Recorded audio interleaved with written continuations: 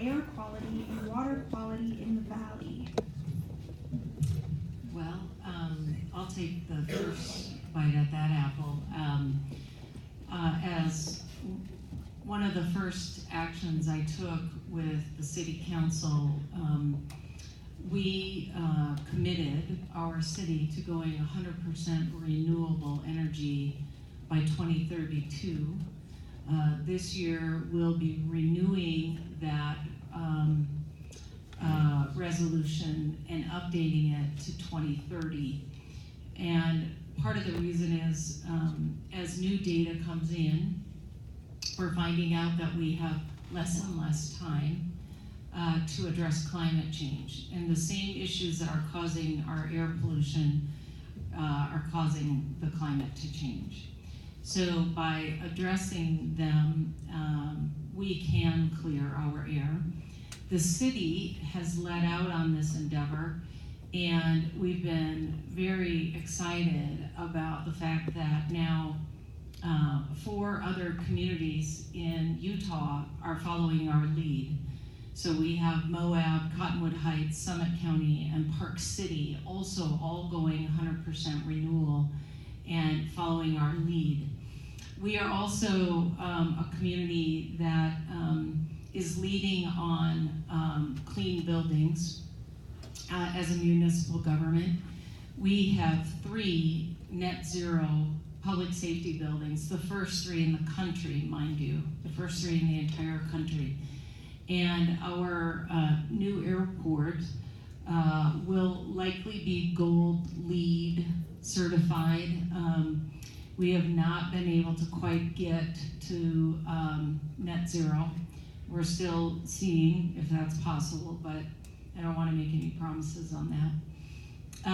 And as a community leader, we have programs where we help property owners shore up their homes so that they use less energy.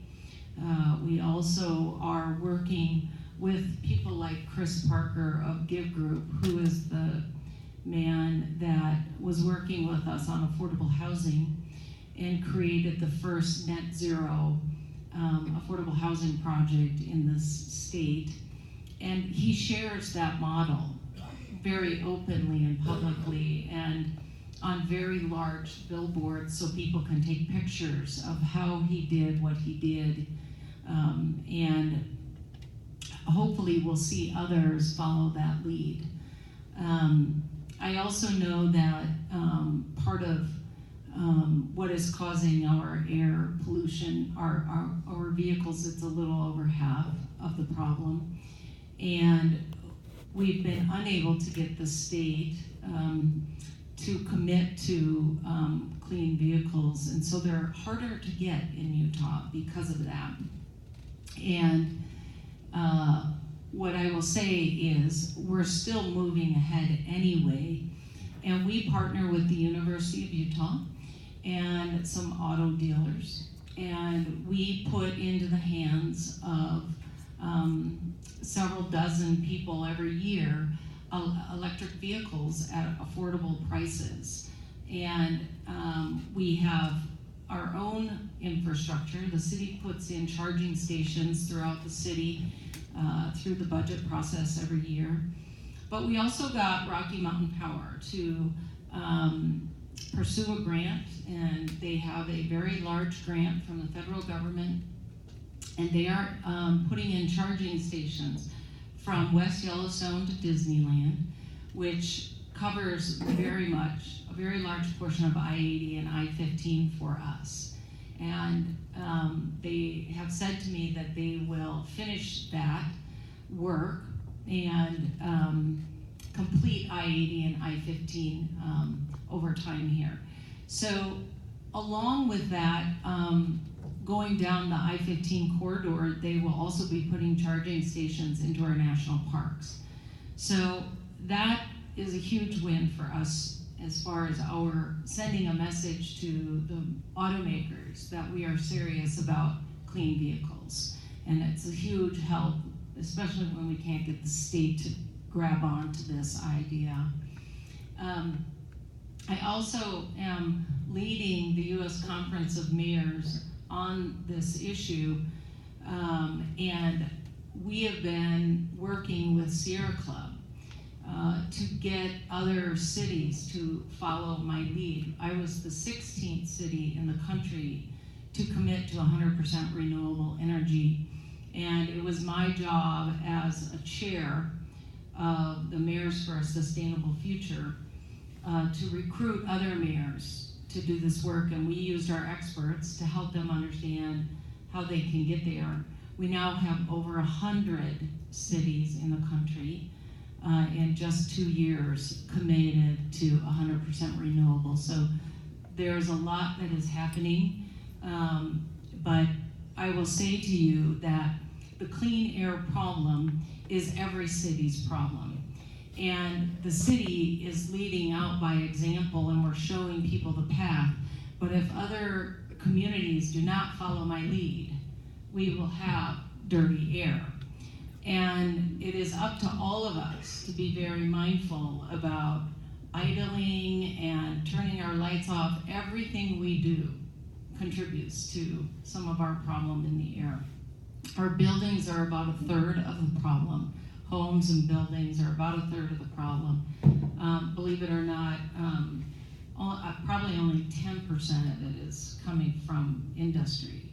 So, we really have a lot of work to do, but I'm setting an example. I've got other communities following me, and I will continue to pursue those cities so that we can get some clean air.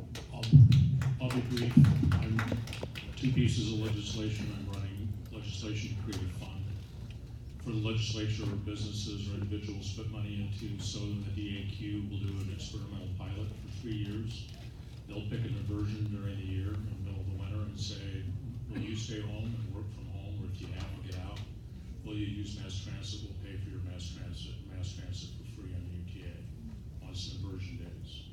I'm running a bill to tax carbon, tax the burning of coal, oil, and natural gas in Utah, and take the money that we would generate from that, get rid of the state sales tax on food, add a 10% earned income tax credit for the 200,000 Utahns who receive a federal earned income tax credit, cut some taxes for the businesses that would be impacted.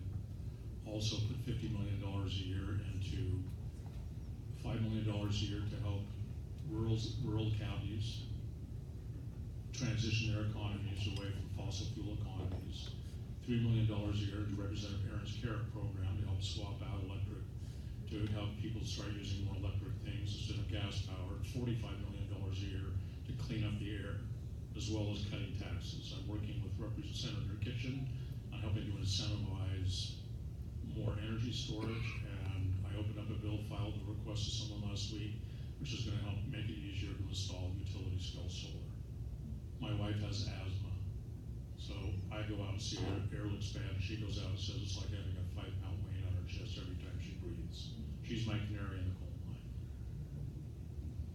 So I'll be brief. The mayor did a nice job of pointing out some things. The efforts at Salt Lake County, given we're not really running a city at this point, have frankly been a little scattered. And one of the things I'm doing right now is trying to get a better benchmark of what we are doing and where we can partner. And Salt Lake City has done a phenomenal job over the years with this, and you've even taken it to a higher level. So good job there. And I think fundamentally, we all need to give, and that includes industry. And we've got to figure out our collective authority and ability to make that happen. And the Utah Air Quality Board has not been environmental friendly generally. There've been a couple of advocates kind of thrown into the mix to be steamrolled on a pretty regular basis. So there's some things I think we can do collectively, and I think that's the role of the county mayor, given these 18 cities, a global area. We need to continue getting our fair share of federal dollars to expand mass transit. The conversations have changed and they've diminished over the years, given we did quite well for a while, and the federal dollar is harder to come by. But we need to be smart about if there's a fund for a smaller rail line, not the biggie. We should apply for that and get it in and move things in a more strategic way so that we can have a greater impact. There's a number of things that I think can be done, but I think fundamentally to get through these really intense seasons, pretty much the holiday time into March, we're gonna have to demand as a community that businesses tighten. We're gonna have to agree to go one car certain days even. I mean, the question is, what is the tolerance in this community for our health to make this change? Everyone in this room, are we gonna have to, cut hours on it? And these are important community conversations, and they're critical, I think. Yeah, and I'll just add that by creating a much more robust transit system in our community, and the voters supported this, by the way, which is very exciting, that they supported a small tax increase to help us improve our transit system here, and I'm so grateful, because if we can get more people using transit and getting out of your cars, that buses are actually cleaner than our cars, and that alone will be helpful to us, and then we're moving toward actually getting clean buses. So progress is coming. We will initiate the first 3 rapid transit routes starting in August, and all of this will come online, but it takes time. And every time we turn the key, we have to know what we're doing also as individuals, and that's why we emphasize over and over, if you have a trip to make, think about what other trips you maybe need over the next day or two, and try and do multiple things on one trip and avoid turning the key. Thank you so much for that. Yeah, the air quality in this city is a very important issue. As someone who does personally have asthma, I feel it on a personal level, but thank you so much. Unfortunately, out of respect for all of your time, we are out of time for questions, but please join me in giving a huge thank you to our panelists today.